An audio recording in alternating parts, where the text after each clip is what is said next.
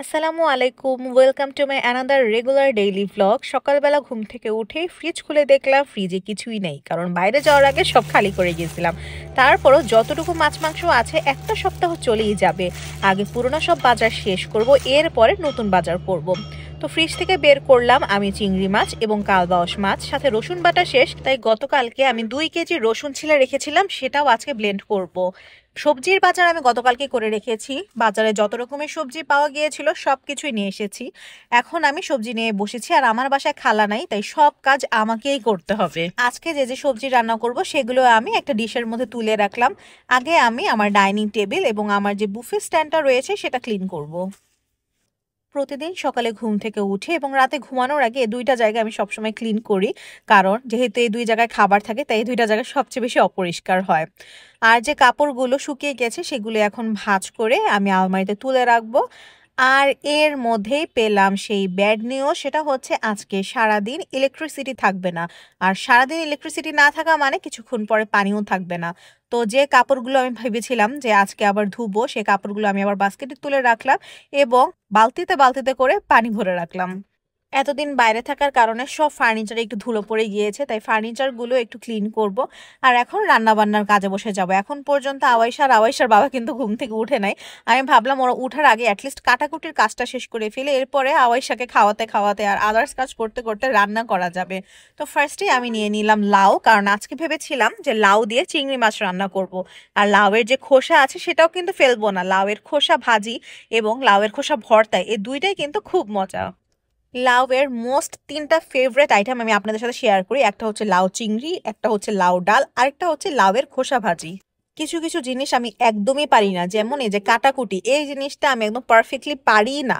আর বটি দিয়ে কাজ তো আমি করতেই পারি না, ছুরি দিয়ে যেমনিই হোক একটু একটু ট্রাই করি, বাট বটি একদম ইম্পসিবল। তো এতেই বোঝা যায় যে আমি জীবনে এসব কাজ কত কম করছি। তো এরপরে বেগুন কাটলাম, কারণ বেগুন দিয়ে হচ্ছে কালবাউস মাছ রান্না করব। আর একটা মিক্স সবজি রান্না করব, তো এই জন্য ফুলকপি নিলাম। ফুলকপি আমার খুবই পছন্দ, বাট ফুলকপি দিয়ে না তরকারি রান্নলে আমার খুব বেশি ভালো লাগে না। সবাই হচ্ছে শীতকালে ফুলকপি দিয়ে সিম দিয়ে মাছ রান্না করে, বাট আমি ফুলকপির তরকারিটা খুব বেশি পছন্দ করি না। আমি ফুলকপির ভাজি খেতে বা ফুলকপির বড়া খেতে খুব বেশি পছন্দ করি। মোটামুটি আমি যে 7-8 রকমের সবজি গতকালকে কিনেছি, আজকে ট্রাই করব প্রত্যেকটা সবজি দিয়ে কিছু না কিছু আইটেম তৈরি করার। তো দুইটা কিন্তু অলরেডি ইউজ হয়ে গিয়েছে, বেগুন দিয়ে কালবাউস মাছ রান্না করব এবং লাউ দিয়ে চিংড়ি মাছ রান্না করব। আর এই মিক্স সবজিটার মধ্যে আমি দিব শিম, ফুলকপি, গাজর, বরবটি, টমেটো, ধনিয়া পাতা। এই সবজির মধ্যে আলু দিলে অনেক বেশি মজা লাগতো, বাট স্যাডলি আমার আলু ছিল না। তো যাই হোক, আলু ছাড়াই রান্না করতে হবে। আর টমেটো হচ্ছে সব কিছুর মধ্যেই দিব, লাউয়ের মধ্যেও দিব, কালবাউস মাছের মধ্যেও দিব, আবার মিক্স সবজির মধ্যেও দিব। তো নিশ্চয়ই দেখতে পেরেছেন যে আমি কাটাকুটি করতে করতে কিন্তু আওয়াইশার বাবা ঘুম থেকে উঠে গিয়েছে। তাই তাদেরকে এখন নাস্তা দিতে হবে, এজন্য আমি তাদেরকে হচ্ছে রুটি আর ডিম পোস্ট দিব। তো শাওনের জন্য সবসময় 3টা ডিম দিতে হয়, আর আওয়াইশার জন্য আমি একটা ডিম দিব। আর আমি নিজে একটা ডিম খাইলে খাই, নাইলে না খাই, এরকম অবস্থা। তো এই তো আমাদের ব্রেকফাস্ট রেডি। ওই দেখেন আওয়াইশার হচ্ছে একটু তেল দিয়ে রুটি ভেজে দিয়েছি, আর সাথে ডিম পোস্ট একটু স্ক্র্যাম্বল করে দিছি।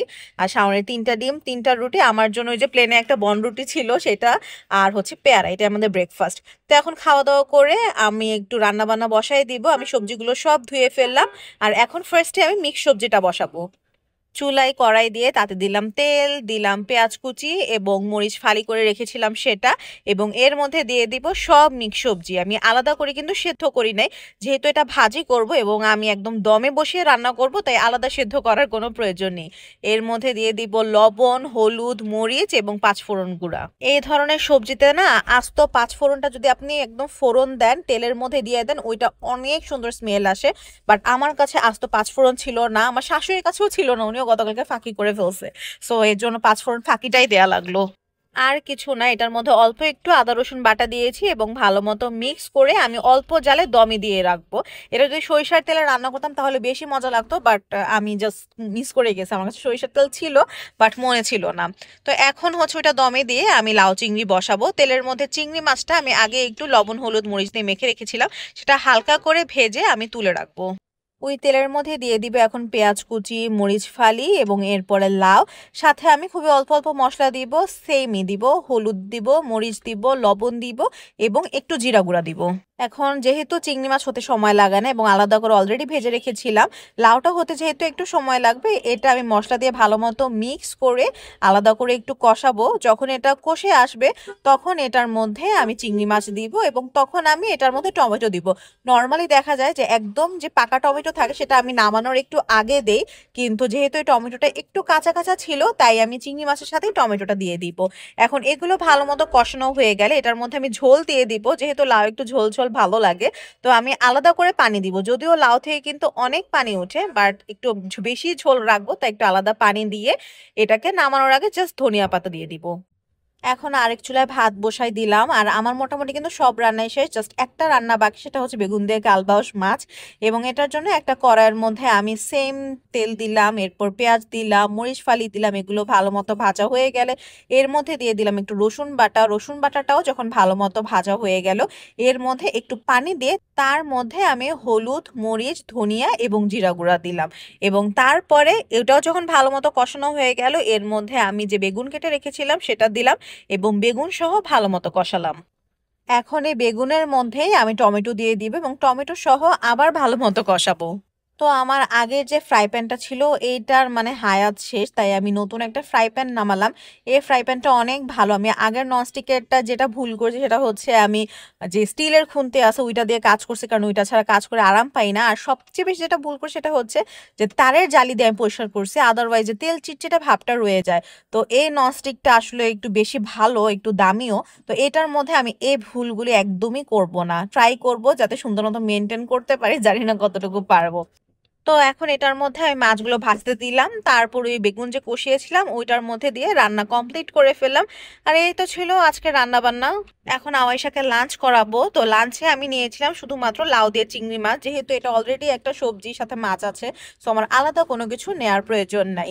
খাওয়া দাওয়া শেষে মেয়ের সাথে একটু খেলাধুলা করলাম আর আমার মেয়েকে এখন একটু ঘুম পাড়িয়ে দিলাম। আসলে এই রুটিনটা অনেক দিন হয়েছে ঠিক মতো ফলো করা হয় না, বাইরে গিয়ে আমার মেয়েটা একদম টায়ার্ড হয়ে গেছে, সবকিছু উল্টাপাল্টা হয়ে গেছে। তাই এখন একটু ট্রাই করব ওর রুটিনটা ঠিক মতো মেনটেন করার। আর আমার নিজের পায়ের যে অবস্থা, এমনিও আমার পা এত ফাটে আর শীতের জন্য খুবই খারাপ অবস্থা, সো আমিও একটু ভ্যাসলিন দিয়ে কিছুক্ষণ রেস্ট দিব পাকে।